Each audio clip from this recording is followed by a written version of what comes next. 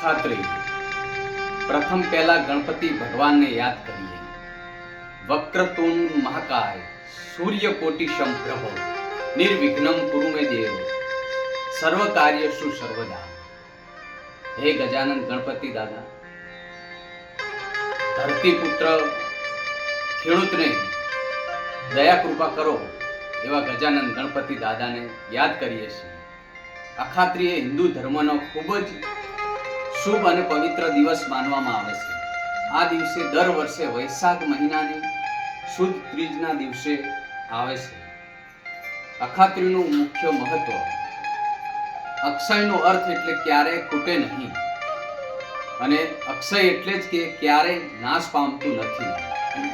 આ દિવસે કરેલા પુણ્ય, દાન, જપ, તપ, સારા કાર્યોનું ફળ જીવનભર રહે છે. ભગવાન શ્રી કૃષ્ણએ ધર્મરાજ યુધિષ્ઠિરને અક્ષય પાત્ર આપ્યું હતું. શુભ કાર્યો માટે શ્રેષ્ઠ દિવસ આ દિવસ છે. કોઈ પણ શુભ કાર્ય કરવા માટે મુહૂર્તની જરૂર પડતી નથી. જેમ કે લગ્ન, ઘર પ્રવેશ, નવા ધંધાની શરૂઆત, જમીન, મકાન ખરીદી શકાય છે. સોનું ખરીદવા માટે પરંપરા લોકો આ દિવસે સોનું ખરીદે છે, અને કારણ કે સમૃદ્ધિ એટલે કે સુખ, શાંતિ અને સમૃદ્ધિ આપે છે એવી માન્યતા છે. ભગવાન વિષ્ણુ અને માતા લક્ષ્મીજીના આશીર્વાદ. આ દિવસે ભગવાન વિષ્ણુ, માતા લક્ષ્મીજીની પૂજા કરવામાં આવે છે, જેથી ધન, સમૃદ્ધિ અને સુખ મળે છે. પૌરાણિક મહત્વ. આ દિવસે ઘણા મહત્વના પ્રસંગો થયેલા માનવામાં આવે છે. ગંગા નદી પૃથ્વી ઉપર આવવું, મહાભારત લખવાની શરૂઆત, દાન અને સેવાનો દિવસ.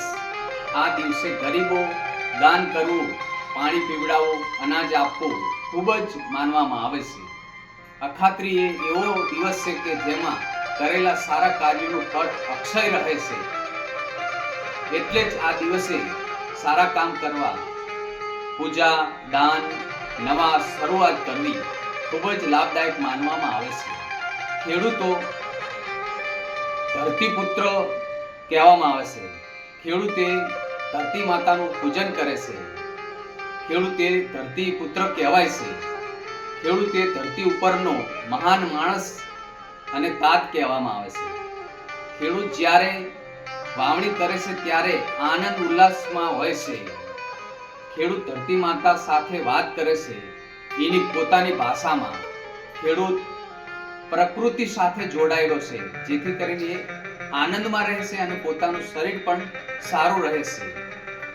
આ જગતમાં ભગવાન, ગંગાજી, વૃક્ષ, ગાય, પહાડ, ધરતી માતા, ગુરુજી, માતા પિતા અને ખેડૂતોને લાખ લાખ વંદન કરું છું. જય માતાજી. રાધે રાધે.